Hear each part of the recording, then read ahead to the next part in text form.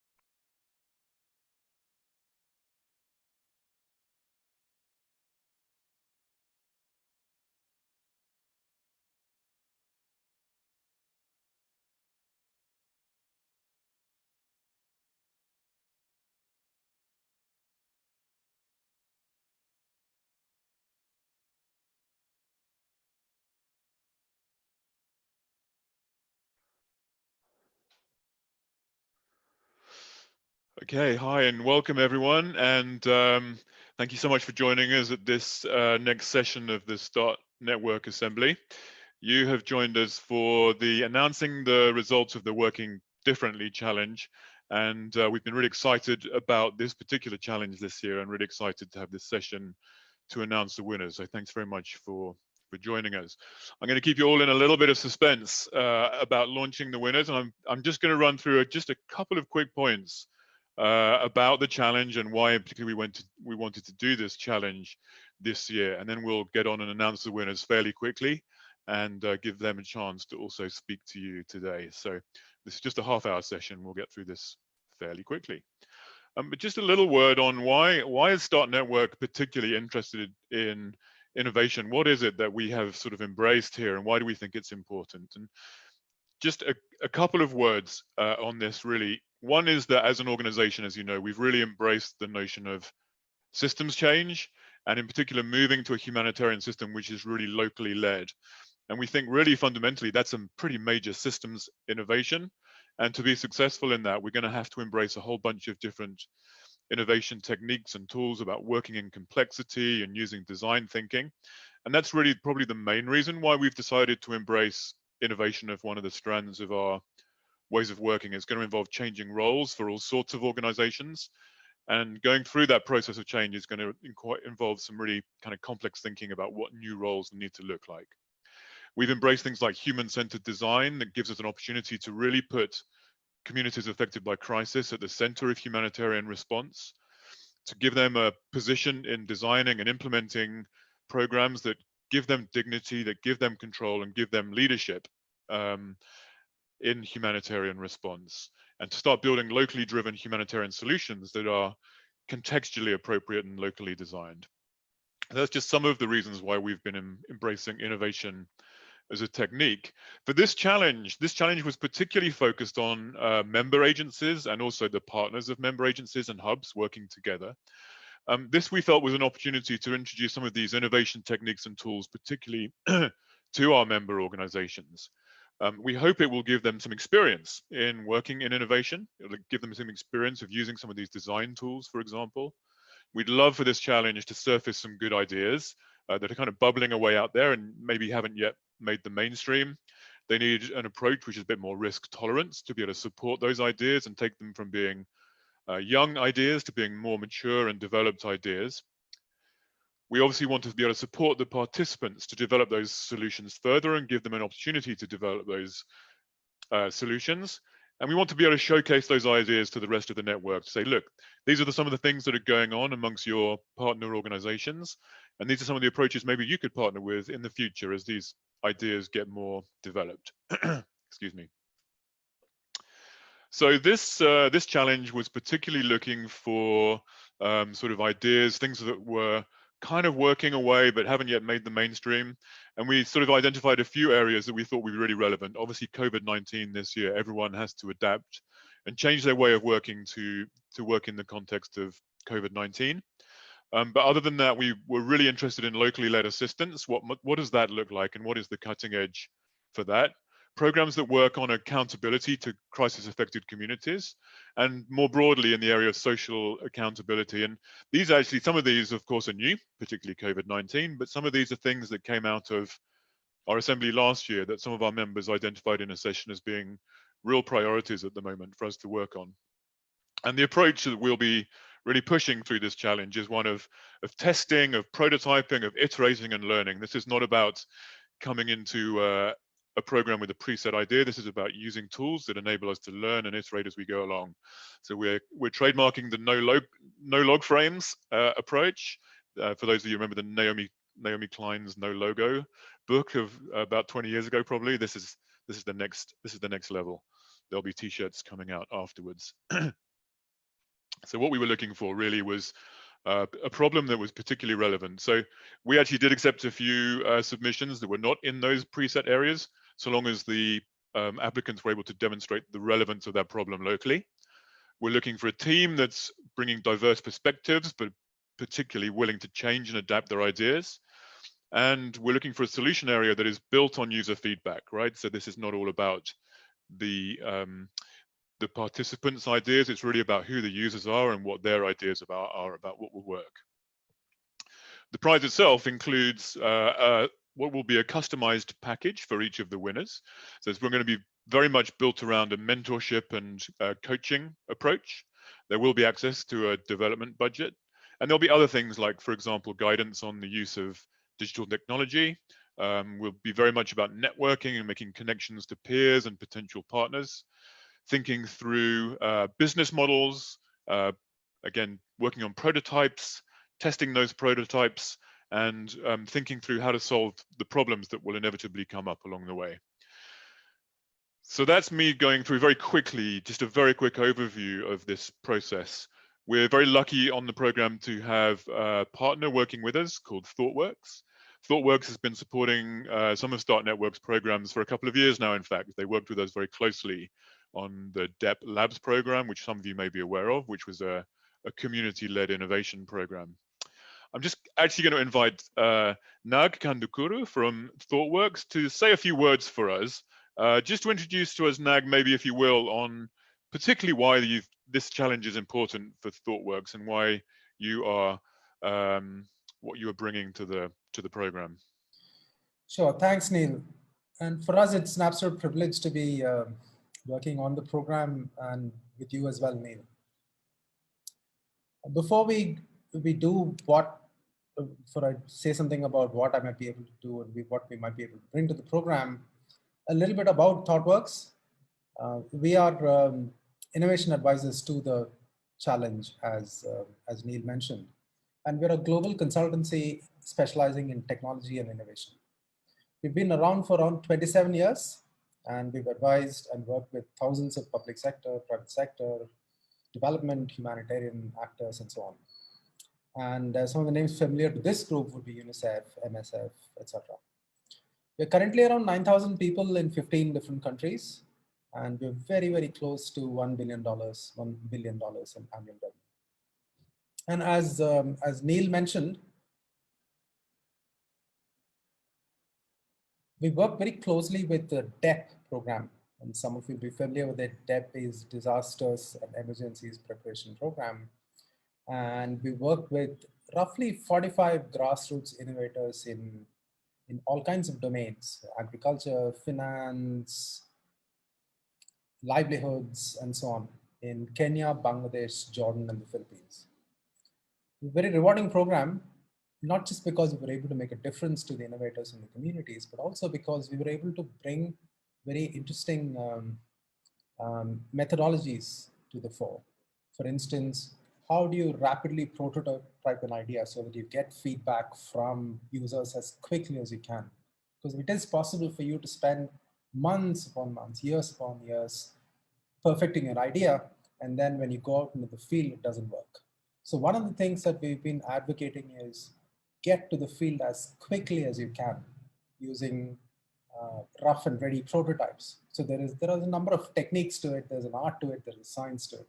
That is something that ThoughtWorks in general is an expert on. And that's something that we hope to bring to this program as well. Another thing is, how do you make changes in your plans based on the feedback that you're getting? As someone wise said, the planning process is important, but the plan itself isn't. And once you take your idea to the market, you prototype to the field, you will get a lot of feedback that you need to incorporate into the innovation. So once again, there is a science and an art to doing that. That is something that we want to be able to help with as well. And then based on all these things, how do you arrive at a reasonable funding plan for 18 months or 24 months, including goals, measurements, metrics, stuff like that? Just because there isn't log frames, and I'm supportive of the idea, that doesn't mean that there is no metrics or measurements of success. And each innovation calls for a different type of metric, different type of measurement. And that is something that we expect to help the innovators with as well. Overall, what we bring to the program is going to be very custom. It's not going to be, here is a method that's worked somewhere else, and here is something that everyone should be adopting. Very much based on what the innovator seeks to do, what the conditions on the field are, and most importantly, what feedback are users providing. So that's what we hope to be able to do. Also, ThoughtWorks is in 15 countries, and therefore we have a good blend of the global south and the global north, we'd like to think. For instance, I'm myself based in Bangalore in India, and my experience is largely in tech, but also in other domains. So that's a little bit about us, and that's what we expect to bring to the program. Neil? Great, thanks so much, Nag. And I should add, ThoughtWorks are very kindly donating their time to this project, which we're very grateful for. And yeah, it's been a privilege to work with them on previous projects too. Another shout out quickly, I'm just keeping you all in suspense for a tiny bit longer. So there was a very esteemed judging panel that went through the different entries, and we received a lot more entries than we were expecting. And it was a very competitive field, actually. And I want to just say a very big thank you to everyone that took the time to submit an entry. And it's like, hopefully in future, we'll be able to repeat this program and expand it and have the opportunity to provide support to a larger number of organizations, particularly if this proves to be effective. But yeah, a shout out to these people, really. Fatuma Bakari, Nag, who you've just met, Bhavya Srinivasan, Ian Gray, and Michelle Villarias. Some of them were alumni from the DEP Labs, and all of them have gone on to develop expertise in innovation and took the time to go through the submissions to this competition. So thanks very much, guys, for those of you that might be online. So I think I'm coming to the winners of the challenge next. So like I said, we had quite a few submissions. All of them were of high quality. We were able to choose 3 winners, and I'm going to announce the winners in no particular order. We didn't rank the top 3. We just have 3 different submissions. We were looking for a bit of a portfolio of different types of project, different approaches, different teams, different countries, and we're really excited with the 3 winners that have been chosen. So coming on to the winners, the first that we're going to announce today is, I've already said that, is Cadena. So Cadena, we will introduce to you shortly, and they will be able to just say a few words on their project. It's a COVID-19 information project working with cutting-edge information technology, and we'll come to them in just a few moments and give them space to say a word. But I'll just run through the other winners first. The second winner is a group of Islamic Relief, Bright, and a Single Drop for Safe Water, working on a project of community-designed humanitarian response, working closely with community groups and local government on a program which really takes a human-centered design approach to what they're doing in a very cutting-edge way. And the final project that has joined our 3 winners today is Tier Fund.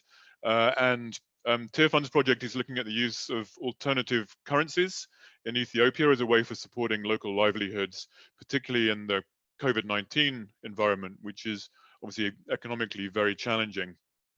So those are our 3. Before I invite Abril from Cadena to say a few words, I just wanted to have also another shout out for 2 other projects.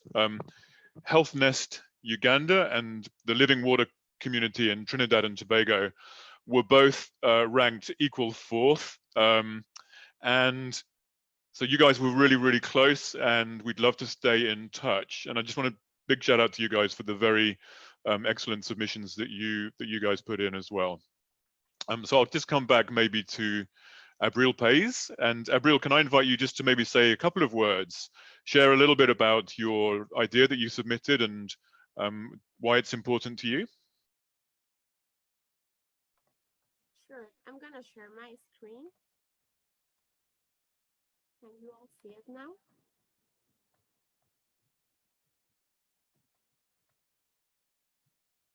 Can you see my screen? Yes, so great. Oh, thank you. Okay, so our project is, it's called Goal, which is an Hebrew word. And we were trying to solve a really big challenge that all the humanitarian organizations were facing, COVID-19.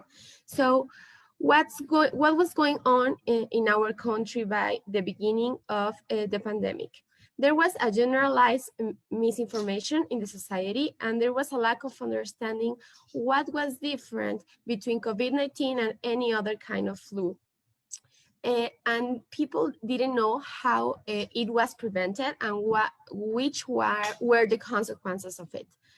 Also, there are a lot of people, a lot of poor people in our country. So there was a really big need for these people to still go out to the streets and still work. But then a lot of businesses needed to close because of the situation, and the unemployment rates started to grow. So 2 things happened because of this reason. First of all, there was also a generalized situation of food insecurity and a generalized situation of anxiety, depression, and the domestic violence rates increased a lot. We in Mexico have a really big rate of domestic violence, and with this situation, it increased and 118.9% compared to the same period in the last year. Also, we have really 2 interesting indicators here. First of all, 7 out of 10 victims of COVID-19 were people who just had primary education or less and that live under the poverty line. And 1 of every 2 deaths were older adults. This, of course, because of health reasons, but this was really important because there was a need for older people to understand how to take care of themselves. When we were talking to the people where we visited before in other humanitarian interventions, we realized that many people didn't understand what was the problem with COVID. They didn't know what was COVID-19.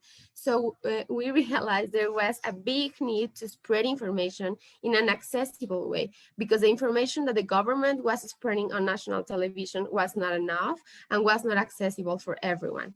And we realized also that the most vulnerable people during this situation were people with disabilities, indigenous communities, children, elderly, and women.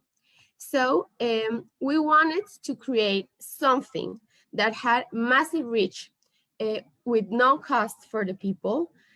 And we realized that 93% of the people in our country have access to WhatsApp. And what were the needs? Of course, medical orientation, because all of the questions, psychological orientation too, spiritual guidance, and an increase of humanitarian interventions. So we developed a strategy that is called CALL. I will explain it to you later, but what is it offering? First of all, medical orientation. It is a quick COVID-19 test that is made according to WHO criteria. We also give recommendations and basic measures to prevent. A lot of accessible information from COVID-19, all the emergency numbers, and regarding the psychological aspects, we had a network of volunteers who were giving free crisis intervention by phone calls. So this was helping anxiety, depression, the domestic violence programs, and it was not only targeted for the victims, it was also targeted for the aggressors.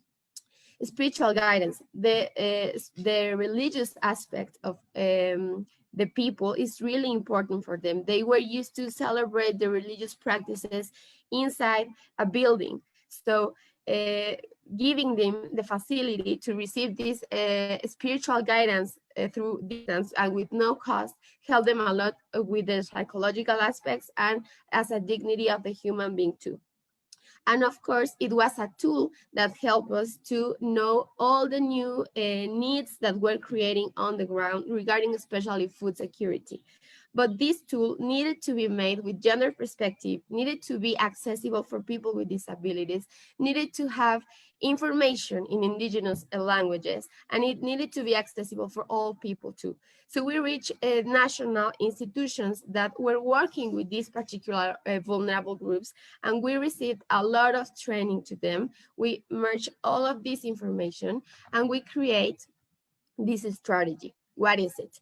It is a WhatsApp bot and a call center. So all the population could reach our organization and get these services through these two tools. And we have a really big network of volunteers in our organization that wanted to help but didn't know how to do it. So we created also a new network of professional volunteers who were psychologists and doctors and all the operators of the call center who were providing these services with all the training that they previously have and all the training that they were receiving. It doesn't matter if you were a psychologist or a doctor or an operator of the call center, you were trained with indigenous information, with domestic violence perspective, it was also made accessible for people with disabilities. Abril, you have 30 seconds, I'm afraid. Yeah, so this is the menu. How did we spread the word? We pasted a sticker on the food pantry we were distributing in every community, and we coordinate with local authorities so that they get to know us. And the results were really, really successful. What do we want to do next? We realize it's an excellent tool for humanitarian intervention, especially for migrant communities, to give a psychological intervention to humanitarian workers that need it to. And we want, of course, to increase the number of users, but because we don't have any more funding, there is no more interest in of the companies to fund projects about COVID-19. So thank you for the STAR Network team for letting us be here speaking about our project. Thank you so much, Abril, and sorry to limit your time. I know there's so much more you could share, and it's a super interesting project, and we're really happy, excited to be working with you. So yeah, thank you. If you could stop sharing your screen, I'm going to invite Christopher Estalo and Kevin Lee to come to the stage next. Christopher and then Kevin, I'm not sure who's speaking first, but I'll let you guys figure it out. Yeah, good afternoon, everyone. Thank you, Neil, Start Network.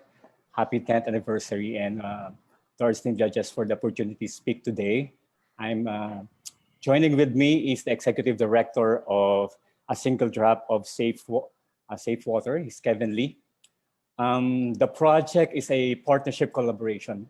Islamic Relief is a faith-based organization based in UK, and we are a member of the START Network. In the Philippines, with Kevin, we work in the network called Barangay Resiliency and Innovation Network. So this is bringing in the localization agenda Islamic Relief really embrace and put more emphasis on localizations in the Philippines, especially in conflict-affected areas. So as well, congratulations to everyone who Tier Fund, Cadena, and all joining us this afternoon.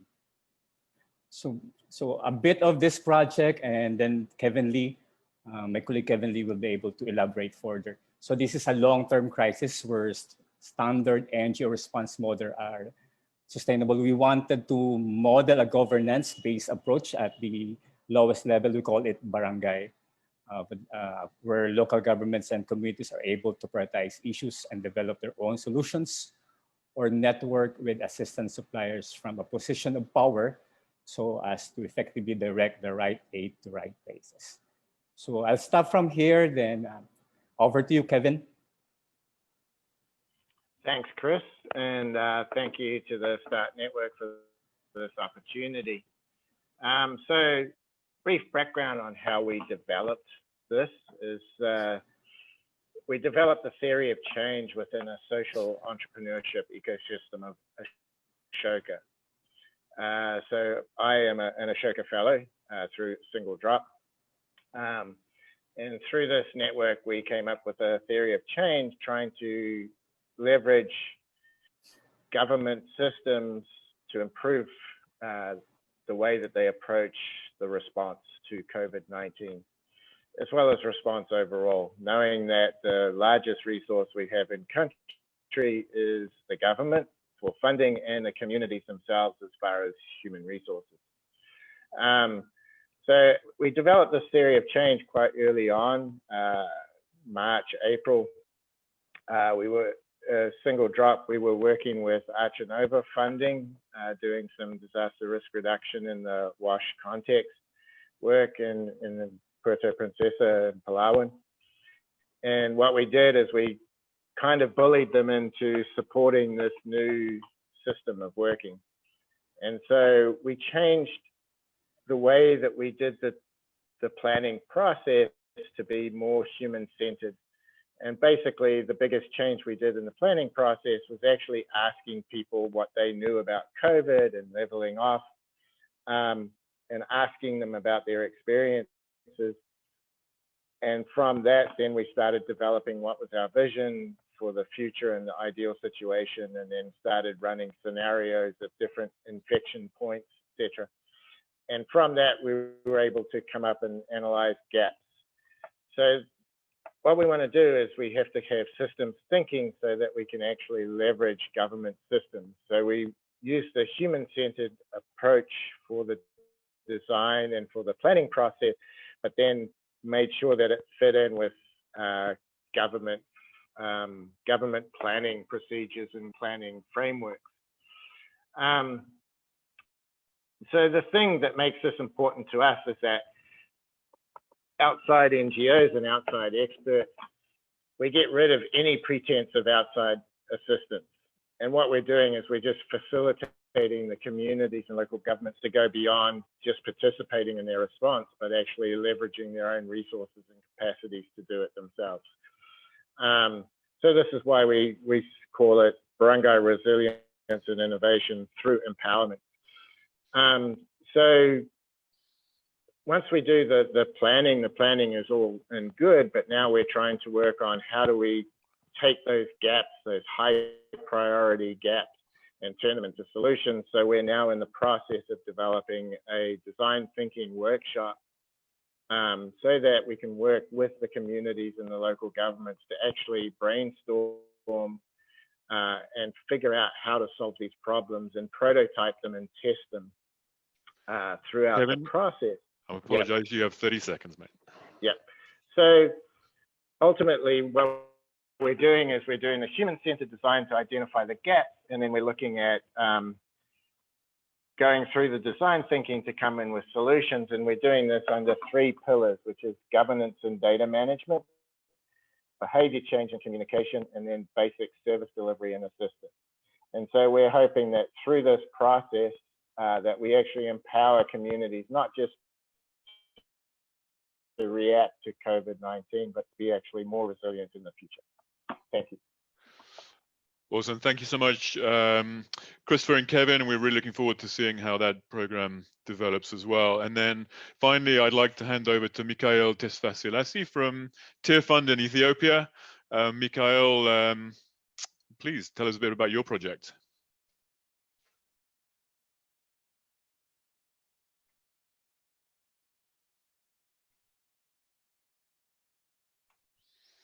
So I think we might have lost. We might have lost Mikhail. He might have dropped off the line. Zofia, can you see him?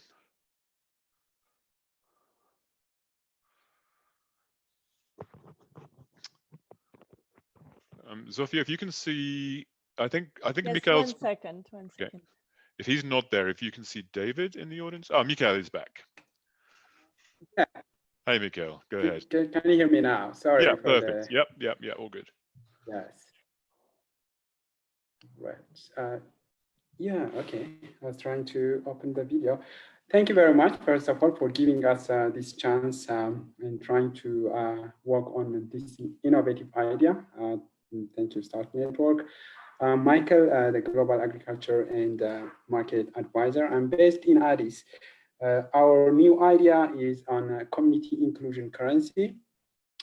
Tiffany Ethiopia has been working a lot on self-help groups. These are a group organized in like in 20, 25 people. They work hard to solve their poverty issues and to alleviate all those low-income issues.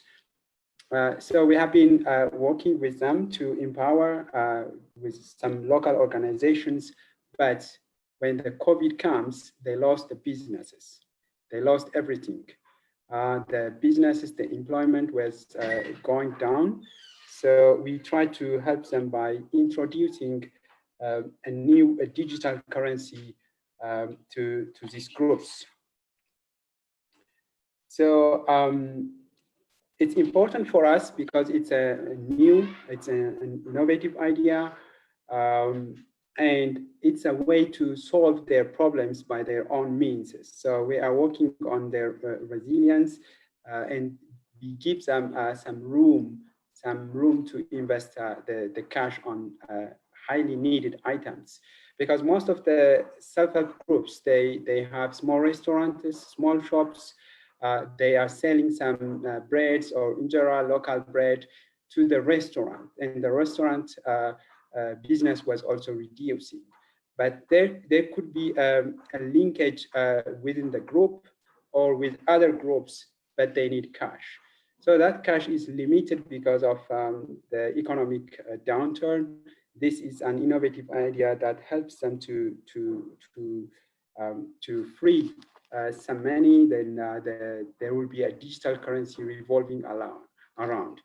It needs a lot of co-designing. We don't want to suggest or prescribe a kind of solution to the community, but we will be working with the community to tailor, depending on their context, depending on their needs. So there will be a lot of assessment, co-designing, and piloting and testing of this idea.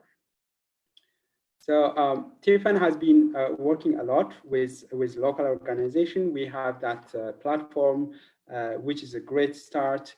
The group itself, they know each other, they have been together, but we want to introduce a new kind of currency, which can include the low income or the desperate people who are less employed at this time or generating less income.